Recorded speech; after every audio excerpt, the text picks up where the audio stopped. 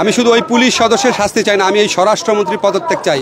ওনার যদি লজ্জা থাকে, ওনার মধ্যে যদি বিন্দু মাত্র মুক্তিযুদ্ধের চেতনা থাকে, ওনাকে জিজ্ঞেস করতে চাই মুক্তিযুদ্ধের চেতনা কি এই ছিল? 1971 সনে উনি কী করেছে? অপরাধবোধ ঢাকার জন্য উনি অতিরিক্ত মুক্তিযুদ্ধ সাজার চেষ্টা করে। ওনার কাছে শুধু আমার একটাই প্রশ্ন, আপনি কি মুক্তিযুদ্ধের চেতনা বুঝেন? আপনি কি পড়াশোনা করেছেন? স্যার, গতকাল আবু সাঈদের ঘটনা পুরো দেশবাসীকে নাড়ি দিয়েছে, মানে এইটা কীভাবে দেখছেন স্যার? আবু সাঈদকে যেভাবে হত্যা করা হয়েছে, এটা একটা ঠান্ডা মাথার হত্যাকাণ্ড, এটা খুন, এটা মৃত্যুদণ্ডযোগ্য অপরাধ।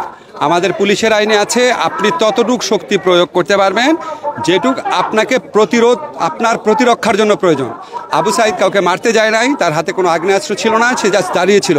এই অবস্থায় তাকে যেভাবে গুলি করে মারা হয়েছে, এটা একটা বর্বরচিত ঘটনা।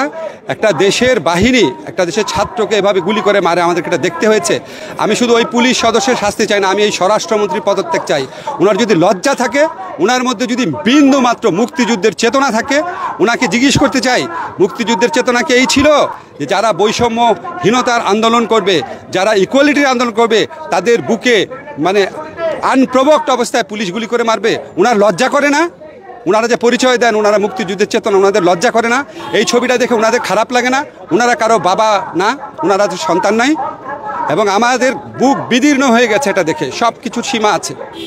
আপনি আজকে সরকারের মন্ত্রীরা, সরকারের নেতারা যেইভাবে ছাত্রলীগকে লেলিয়ে দিচ্ছে, আপনারা ছাত্রলীগের দোষ দেন। ওরা তো তাও বয়সে তরুণ, তাদেরকে এরকম খুনি বাহিনী কারা বানিয়েছে? যেই ছাত্রলীগের হাত ধরে বাংলাদেশ স্বাধীন হয়েছে, সেই ছাত্রলীগকে খুনি বাহিনী কারা বানিয়েছে? যারা বানিয়েছে তাদের বিচার চাই। আর আজকে এখানে পুলিশ ঢুকানো হয়েছে, আজকে ইউনিভার্সিটি বন্ধ করে দেওয়া হচ্ছে। তো পুলিশ খুব ভালো রোল রাখছে দেখলাম। আমাদের দুইটা ছেলেকে কোটা আন্দোলন বিরোধী, কোটা সংস্কার আন্দোলনে দুইটা ছেলেকে ধরে নিয়ে গেছে আমাদের বিশ্ববিদ্যালয়ে। তো আপনারা যারা আক্রান্ত তাদের গ্রেফতার করতে পারেন, যারা আক্রমণ করে তাদের গ্রেফতার করতে পারেন না? এটা কি ধরনের দেশ? এই দেশে আমি একটা আইনের শিক্ষক, এইরকম একটা দৃশ্যের পর কেন ওই ছেলেকে গ্রেফতার করা হচ্ছে না? যারা ওই পুলিশকে কেন গ্রেফতার করা হচ্ছে না? এটা তো আজকে নতুন না। আপনাদের মনে আছে হেলমেট বাহিনী একটা ছেলে, আপনার রাজশাহী না কোথায়, সে হাতুড়ি দিয়ে একটা আন্দোলনকারী ছেলের হাত পায়ের হাড্ডি ভেঙে ফেলে নিজে ফেসবুকে পোস্ট দিয়েছে, আমি করেছি। তাকে পর্যন্ত গ্রেফতার করা হয়নি, তার পর্যন্ত বিচার করা হয়নি। আবার আমাদেরকে আইন আদালতের কথা বলেন। স্যার, বিশ্ববিদ্যালয় প্রশাসন কি ব্যর্থ? বিশ্ববিদ্যালয় প্রশাসন তো অবশ্যই ব্যর্থ। বাট আপনি যদি ইমিডিয়েট কজ দেখেন, বিশ্ববিদ্যালয় প্রশাসনকে এই জায়গায় নিয়ে আসছে কে? আজকে আমরা তো এরশাদ আমলেও দেখেছি বিশ্ববিদ্যালয় প্রশাসন কিছুটা হলেও কাজ করতে পারত। বিশ্ববিদ্যালয় প্রশাসনকে এই দাসসুলভ একটা এন্টিটিতে নিয়ে আসছে কে? আসল শক্তি কারা?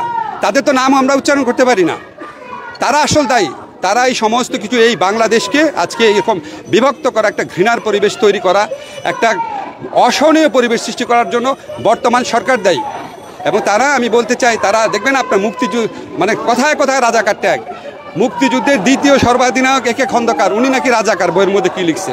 জাস্টিস হাবিবুর রহমান, উনি নাকি রাজাকার। ডক্টর কামাল হোসেন, উনি রাজাকার। ABM মুসা, উনি রাজাকার। আর যারা যুদ্ধ করে নাই, পাকিস্তানি বাহিনী ভাতা খেয়েছে, তারপরে কি গর্তে লুকিয়েছিল, তারা এখন বড় বড় মুক্তিযোদ্ধা হয়ে গেছে। জাফর ইকবাল স্যার এটা কি লিখলেন? জাফর ইকবাল স্যার সম্পর্কে আমি ব্যক্তিগতভাবে কোনো কথা বলতে চাই না। আমার ধারণা উনার প্রচণ্ড বুদ্ধিশুদ্ধির অভাব আছে। উনার কোনো রকম বুদ্ধিশুদ্ধির অভাব, মানে ওনার মধ্যে প্রচণ্ড অপরাধবোধ কাজ করে যে 1971 সনে উনি কী করেছে, অপরাধবোধ ঢাকার জন্য উনি অতিরিক্ত মুক্তিযুদ্ধ সাজার চেষ্টা করে। উনার কাছে শুধু আমার একটাই প্রশ্ন, আপনি কি মুক্তিযুদ্ধ চেতনা বুঝেন? আপনি কি পড়াশোনা করেছেন? আপনি কি 72 সনে গণপরিষদ বিতর্ক পড়েছেন? তার তো কোনো পড়াশোনাই নাই, সে তো শিক্ষাবিদ দূরের কথা। তার বুদ্ধি, সে বুদ্ধি প্রতিবন্ধক একজন মানুষ, এটা ছাড়া কিছু বলতে চাই।